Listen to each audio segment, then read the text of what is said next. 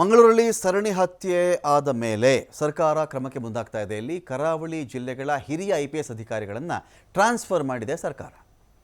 ಯಾರೆಲ್ಲ senior IPS ಅಧಿಕಾರಿಗಳಿದ್ದರೋ ಅವರನ್ನು ವರ್ಗಾವಣೆ ಮಾಡಿದೆ ರಾಜ್ಯ ಸರ್ಕಾರ.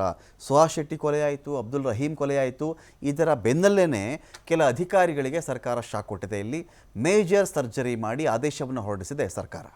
ಮಂಗಳೂರು ಕಮಿಷನರ್, ದಕ್ಷಿಣ ಕನ್ನಡ SP ಮತ್ತು ಉಡುಪಿ SP ವರ್ಗಾವಣೆ ಆಗಿದೆ. ಇಲ್ಲಿ ಮಂಗಳೂರು ಕಮಿಷನರ್ ಅನುಪಮ್ ಅಗರ್ವಾಲ್, ದಕ್ಷಿಣ ಕನ್ನಡ ಜಿಲ್ಲಾ ಪೊಲೀಸ್ ವರಿಷ್ಠಾಧಿಕಾರಿ N ಯತೀಶ್ ಇವರ ಟ್ರಾನ್ಸ್ಫರ್ ಆಗಿದೆ. ಇಲ್ಲಿ ಮಂಗಳೂರು ಪೊಲೀಸ್ ಆಯುಕ್ತರಾಗಿ ಸುಧೀರ್ ಕುಮಾರ್ ರೆಡ್ಡಿ ಇಲ್ಲಿ ನೇಮಕ ಆಗಿದ್ದಾರೆ.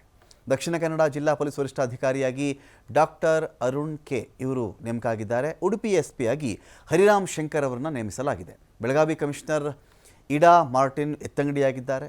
ಬೆಳಗಾವಿಯ ಕಮಿಷನರ್ ಆಗಿ ಭೂಷಣ್ ಬೊರಸೆ ಗುಲಾಬ್ ರಾವ್ ಇವರು ಕೂಡ ಇಲ್ಲಿ ಆಯ್ಕೆಯಾಗಿದ್ದಾರೆ.